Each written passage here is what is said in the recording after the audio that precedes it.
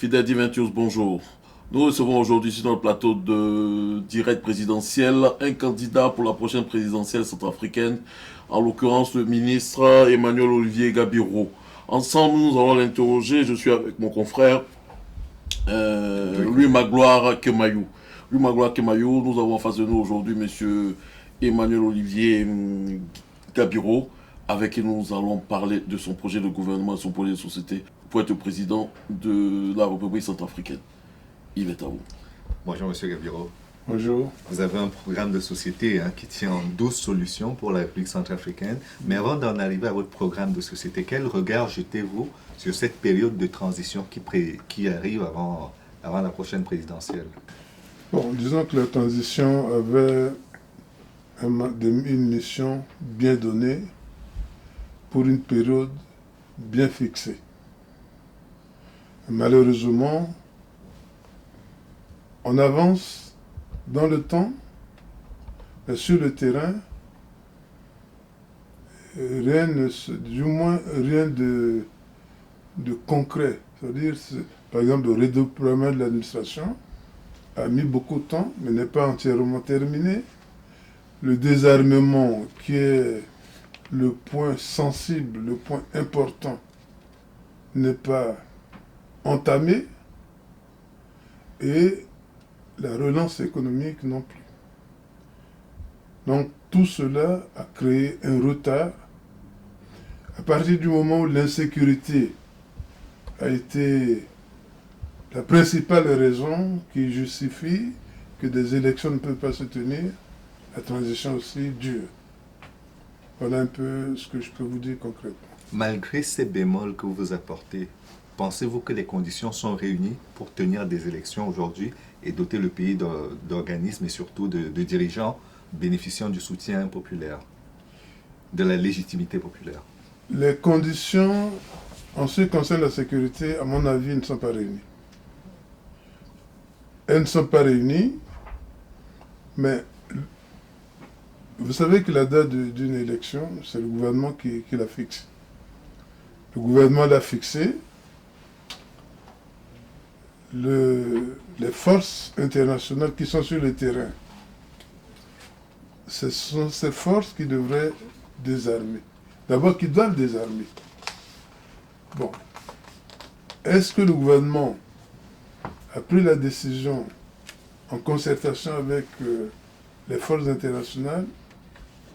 À mon avis, je ne pense pas, puisque aujourd'hui, il y a eu au contraire une recrudescence de l'insécurité.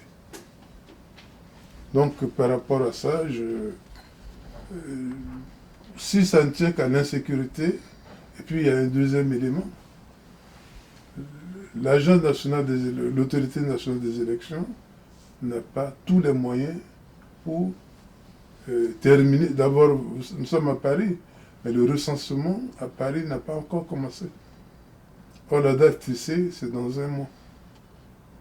Donc, pour tout cela, même vous pouvez facilement imaginer que faire des élections dans ces conditions, il n'y a que ceux qui veulent que ces élections se tiennent à la date qu'ils ont fixée, qui savent quel miracle ils peuvent faire pour qu'il n'y ait pas de troubles qui vont encore aggraver la crise. Nous allons y revenir, M. Emmanuel Olivier Gabiro.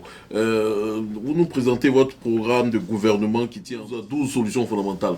Est-ce que vous pouvez nous présenter aussi votre projet de société aujourd'hui avec la société centrafricaine que nous voyons, qui est profondément divisée avec ce que nous avons vécu, avec une guerre qui est pratiquement une guerre de religion, une guerre de communauté. Quelles sont les solutions que vous proposez pour aujourd'hui recréer le tissu social de la cohésion sociale nationale centrafricaine? Je ne cesserai de dire que entre les populations, en réalité, il n'y a pas de problème comme tel. Ce sont les hommes politiques qui ont voulu amener un conflit religieux pour diviser la population. Donc de ce côté, la réconciliation peut se faire. La cohésion peut se faire. Ce sont les populations qui se sont découpées entre elles, ce sont les populations qui sont tuées entre elles, ce ne sont pas les hommes politiques qui ont pris les machettes. Les populations ne sont pas entretués. C'est des groupes armés qui se disent représenter les différentes communautés. Et d'ailleurs, les anti-Balaka et les Séléka pour nos téléspectateurs. Ce que vous voyez bien, ces groupes ne s'affrontent pas beaucoup. Mais ces groupes s'attaquent aux populations civiles des deux communautés. Donc ce n'est pas la population. C'est-à-dire que si la population, la communauté chrétienne et la communauté musulmane s'affrontaient, ce serait un embrasement. Au contraire, c'est les religieux qui ont tout fait pour que cet embrasement ne se fasse pas. Donc ce n'est pas une guerre religieuse, ce n'est pas un affrontement entre une population musulmane et une population chrétienne. Mais au cœur de ces conflits-là, la jeunesse qui représente pratiquement plus de la moitié de la population centrafricaine était au cœur de ces conflits-là. Aujourd'hui, elle est désemparée, elle est désœuvrée, sans emploi, sans formation, sans éducation. Et qu'est-ce que le candidat Emmanuel Olivier Gabiro propose pour qu'au lendemain, certainement au sorties des élections, si vous êtes gagnant, pourrait faire pour eux, pour ne plus que très souvent les anti-Balaka et Séléka, c'est des jeunes désœuvrés qui n'ont certainement pas d'avenir, qui estiment que c'est dans ce genre de parti certainement qu'ils pourront gagner leur pitance quotidienne. Vous savez, c'est pas parce que je suis candidat que je vais parler de la jeunesse. Mais j'ai considéré qu'une génération a un devoir vis-à-vis d'une autre. Une génération travaille pour une autre. Et ce qu'une génération fait, je pourrais même vous dire que la limite supérieure d'une génération va être la limite inférieure d'une autre génération. Et moi, par exemple, j'ai toujours mis l'accent sur la jeunesse. D'abord, comme président de la Fédération de football, j'ai tout fait pour que notre football ait un avenir en mettant en place une pépinière. Ensuite, comme député, j'ai toujours dit... Vous savez, ce qui s'est passé en réalité, c'est que on n'a pas compris que la jeunesse centrafricaine, qui était sans emploi, vous comprenez par exemple que dans une maison, il y a un père qui a élevé, les enfants grandissent, font des enfants et restent dans la même maison, sans emploi. Là, c'était en temps de paix. Là, Ça, on est en mais oui, mais c'est une bombe. Après, Ah oui, c'était déjà une bombe. Oui. Quand je dis ça, c'est que c'était déjà une bombe. Mais une bombe à retardement. Des jeunes qui n'ont pas d'emploi, des jeunes qui ne peuvent pas, qui ne font rien, qui sont là. Mais c'est une bombe à retardement. Il suffit d'une étincelle. Maintenant, ces jeunes ont des armes. Ces jeunes ont des armes. Qu'est-ce qu'on fait? Mais ce qu'on fait déjà, c'est que il faut les détourner de cette mauvaise voie. Concrètement, qu'est-ce que vous allez leur proposer pour qu'ils puissent Mais déposer les armes? Parce il faut les c'est un élément qui leur permet de gagner leur vie. Il faut les amener vers la création de ressources durables. Chez nous, nous sommes un chantier entier. On peut, par exemple, déjà, en ce qui concerne les jeunes, vous savez, il y a des jeunes sans emploi, même sans formation, et il y a des jeunes diplômés. La première chose, c'est de faire un trou dans la fonction publique, en quelque sorte, c'est-à-dire prendre une mesure incitative pour amener les anciens à quitter la fonction publique. Vous savez, il y en a qui modifient leur acte de naissance, qui s'arrangent à rester, et pendant ce temps, ça bloque le recrutement des jeunes dans la fonction publique. Donc, il faut une mesure incitative. La mesure incitative, c'est la création d'une caisse autonome de pension. C'est-à-dire, avec cette caisse, on fructifie les ressources de la pension. Avec la pension, on peut créer une banque, on peut créer une assurance, on fructifie les moyens de la pension, et chaque année, en fonction des bénéfices des entreprises créées, on peut réajuster annuellement le niveau des pensions. Déjà, il y a une hantise quand il s'agit de quitter la fonction publique. Mais lorsque on permet aux anciens, aux retraités, de toucher une pension élevée, ils libèrent des postes dans la fonction publique et les diplômés entrent. Mais ils entrent sur le concours. Parce qu'il faut reconstruire la fonction publique.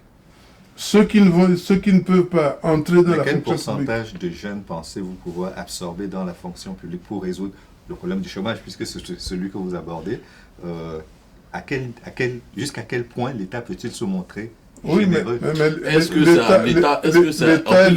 c'est à l'État seul d'être le pouvoir d'emploi? Est-ce qu'il n'y a pas possibilité de créer au niveau du secteur privé des... Oui, j'en viens.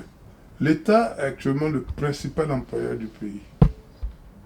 Comme principal employeur du pays, il va résorber une partie de ceux qui ont des diplômes. Mais ceux qui ont des diplômes et qui n'ont pas pu entrer dans la fonction publique, on va les utiliser. Ils vont devenir une nouvelle génération d'opérateurs économiques. Sur ce point, le terrain est complètement libre. Donc vous allez employer des mesures incitatives pour aider à la création d'entreprises. Sur le budget national, un effort doit être fait. Sur le plan, disons, au niveau de la communauté internationale, un effort doit être fait pour que ces jeunes-là créent des entreprises. Et en créant des entreprises, ils vont aussi créer des emplois. Ensuite, il y a aussi les jeunes. Vous savez, aujourd'hui, nous avons un pays en pleine urbanisation. Il y a ce qu'on appelle l'adressage. L'adressage, c'est le fait d'identifier une concession, une propriété, d'identifier une maison, d'identifier une rue. Mais pour le faire, on peut utiliser des jeunes de chaque quartier pour essayer de recenser les maisons, recenser les rues. D'abord, pas recenser les rues, mais à partir du moment où il y a des ouvertures de rues, on donne des noms à ces rues, on donne des numéros, et ces jeunes vont être des facteurs. On peut aussi les utiliser pour être des agents de recensement, des agents de recouvrement, des agents. Donc, on peut les utiliser pour la lutte contre les constructions anarchiques. C'est-à-dire, ils deviennent des agents de contrôle de permis de construire. Donc, un peu partout, dans toutes les villes, lorsqu'on utilise les jeunes de cette manière, mais il y aura nécessairement beaucoup d'emplois qui vont être créés. Et il y a aussi au niveau de la décentralisation du pays. C'est-à-dire que dans les communes, il faut absolument d'abord donner aux communes leur autonomie, mais aussi leur donner une bonne administration. Et en ce moment-là, on peut aussi recruter ces jeunes. Mais il y a aussi l'agriculture. L'agriculture... Justement, parce que j'ai cru que chez l'urbaniste, c'est davantage la jeunesse urbaine qui comptait. Effectivement, non. La jeunesse rurale également. Il y a la jeunesse rurale, même la jeunesse urbaine. Vous savez, avec une politique d'aménagement du territoire, la ville de Bangui, à elle seule, a à peu près autant de population que les 16 principales villes du pays réunies. Donc, il faut faire en sorte que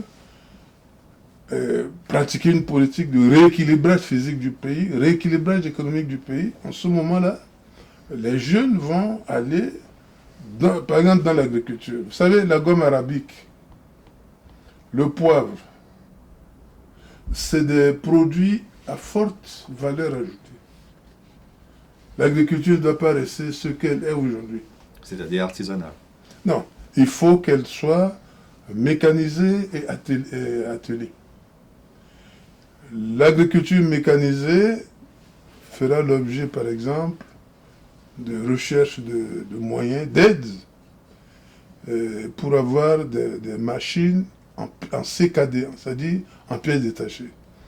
Donc ces jeunes, on peut les former pour monter les machines, pour conduire les machines et pour les entretenir. Là également. En vous écoutant, M. Gabiro, Oui. vous ne parlez pas d'un État fragile, vous ne parlez pas d'un État en situation de sortie de crise. Parce qu'il y aura besoin d'argent pour financer tout cela. Comment vous arriverez à le financer?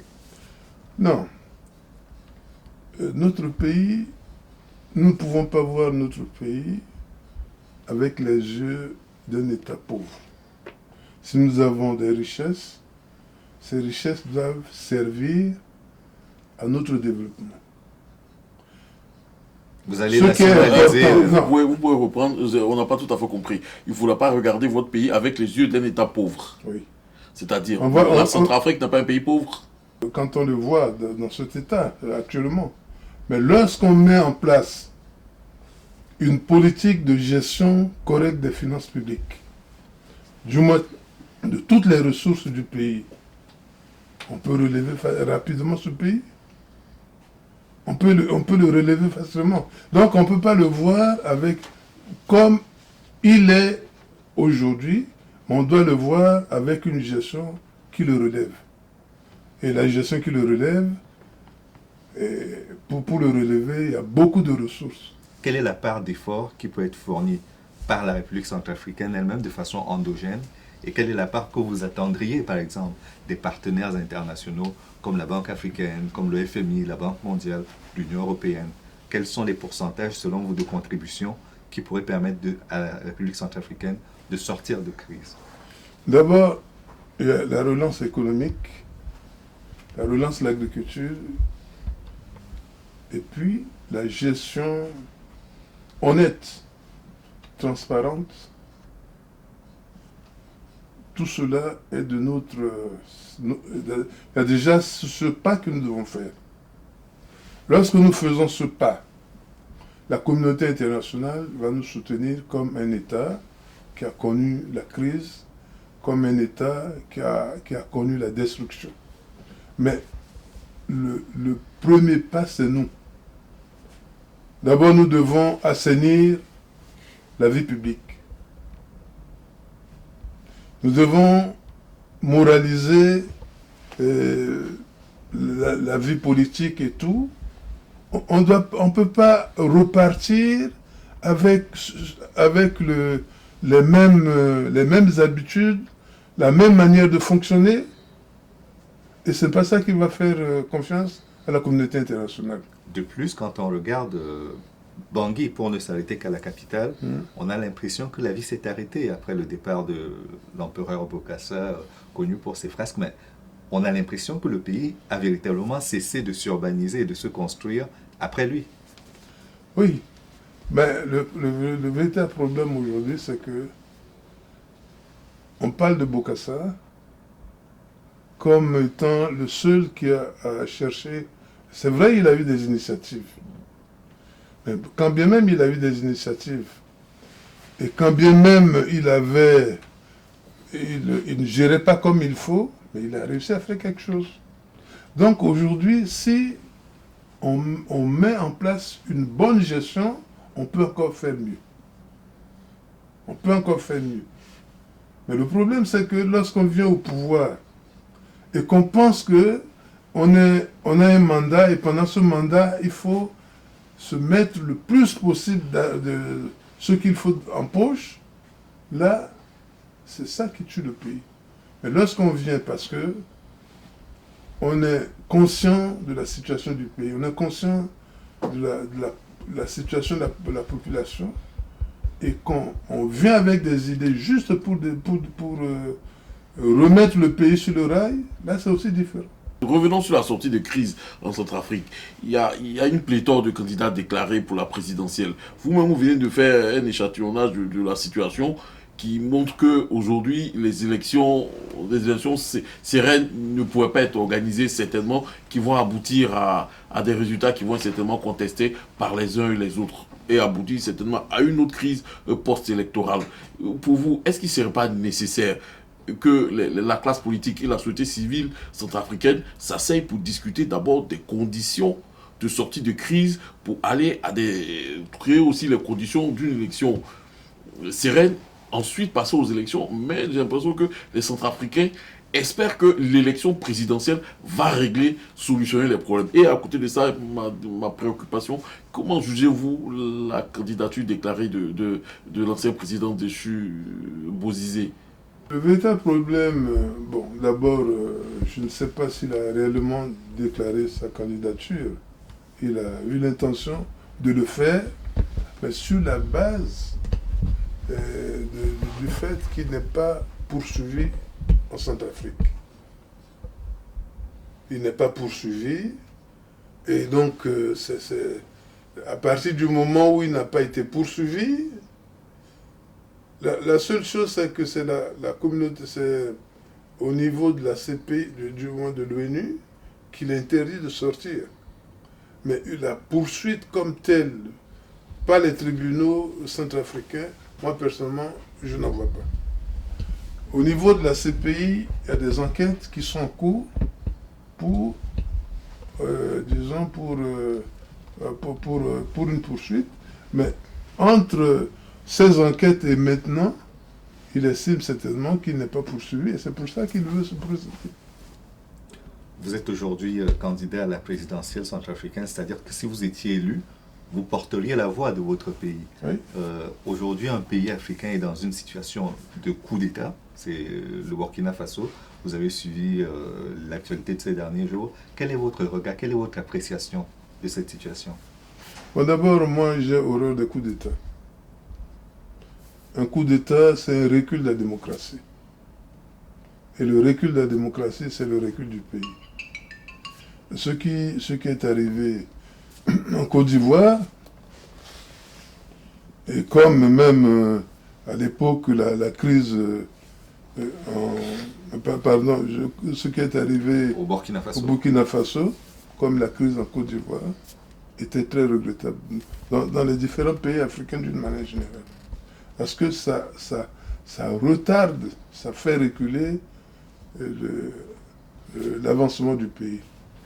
Le Burkina Faso jouit d'une crédibilité. Et d'abord, il y a leur slogan, c'est le pays des hommes intègres. Et vous savez qu'aujourd'hui, les pays africains sont dans des convulsions telles que lorsqu'un pays essaie de réussir un tout petit peu, bon, il sert de modèle. Mais avec ce qui s'est passé, on dit qu'en quelques secondes, toute la crédibilité qu'on avait du Burkina Faso s'est effacée. Là, on était dans un processus de transition également. Est-ce Oui. que vous craignez que ce genre d'échec puisse avoir une conséquence sur la transition? C'est justement ce que je dis. Je dis que ce qui se passe dans d'autres pays sert de repère. Enfin, ce qui se passe dans certains pays sert de repère dans d'autres. Donc, le coup d'État du Burkina Faso n'est pas une bonne nouvelle pour nous. Merci, M. Gabiro. Nous sommes au thème de notre entretien. Votre mot de fin. Ben, mon mot de fin, c'est que les Centrafricains vont choisir leurs dirigeants. Ce qu'ils doivent faire, c'est surtout tirer les leçons de la crise qu'ils ont vécue. S'ils ne la tirent pas, vous savez, lorsqu'un peuple choisit des renégats, des voleurs, des détourneurs, ce peuple-là n'est pas victime. Il ne peut pas dire qu'il est victime, parce qu'il a choisi ceux qui ne sont pas à même d'assurer son épanouissement. Donc, avec les élections à venir, le peuple centrafricain et surtout la jeunesse doit beaucoup réfléchir, faire un examen de conscience, analyser la situation, passer en revue chaque candidat, de manière à ne pas se tromper pour replonger dans un cauchemar. Merci M. Gabiro, merci d'avoir accepté notre invitation sur notre plateau D20 News TV. Je remercie aussi mon confrère Louis Magloire Kemayo, journaliste à Vox Africa et président du club de l'information africaine. Chers téléspectateurs D20 News TV, j'espère que vous avez eu énormément de plaisir à suivre cette émission comme nous en avons eu à vous la préparer. Merci.